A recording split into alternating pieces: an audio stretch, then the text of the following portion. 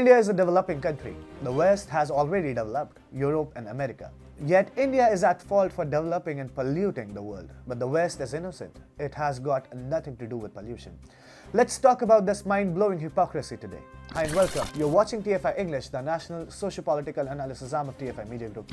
I'm Eros Tribhuvan, and if you haven't subscribed to the TFI English channel yet, please hit the subscribe button and press the bell icon to receive all the latest updates. Coming back to the story in this video, I will tell you about the hypocrisy of the West and the UN, labeling India as the most polluted country. Let's begin. India is ranked amongst the most polluted and most unsafe countries in the world. In a classic example of the pot calling the kettle black, much of the developed world, the West to be precise, has been pressuring India to abandon its development and pursue a mindless carbon neutrality policy.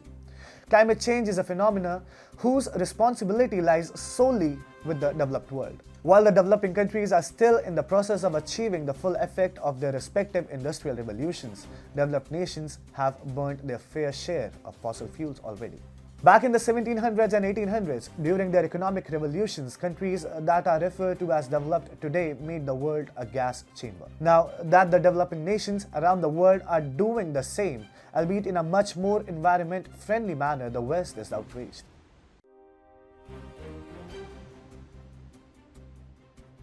India is yet to utilize all its resources to leap into the finish line of development. Currently, fossil fuels are the only feasible resource that India can utilize for its development. Green energy is still an upcoming resource, and for it to replace combustible fuels, it will take quite some time. India cannot wait.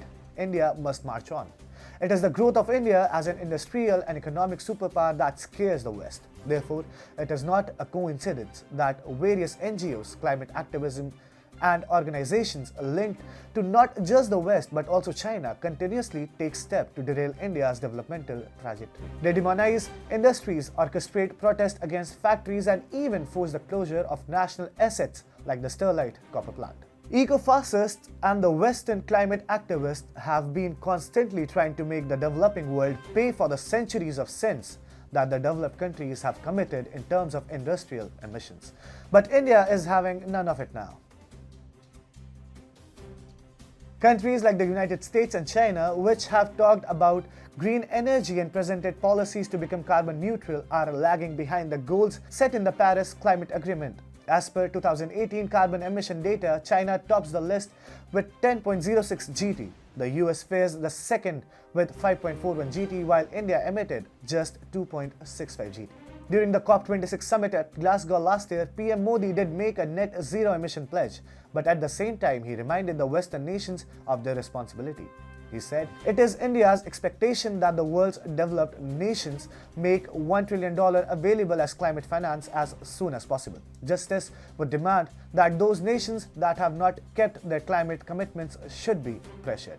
Climate finance cannot lag climate action." India also refused to take the net zero carbon emission pledge by 2050. PM Modi gave his deadline of 2070 and walked out, keeping India at the forefront. As reported previously by TFI, according to Niti Aayog CEO Amitabh Kant, India is the only G20 nation well on track to achieve the goals mentioned under the Paris Agreement. Despite being a developing nation with a major part of the population below the poverty line, India has managed to keep its emissions in check. Here's a summation of what the developed world is up to. India has polluted the world. It is the sole reason why climate change is a crisis today. It is refusing to pay up for its crime. It is shifting responsibility on developing nations like India. Suddenly, countries like India are at fault for climate change and must abandon developing themselves. They are also nefariously trying to hijack India's development using proxies and fake activists available in the country. The per capita carbon emission of India is extremely low as compared to the Western countries. Historically too, India is arguably the least responsible for global environmental degradation despite having the quarter of the world's population.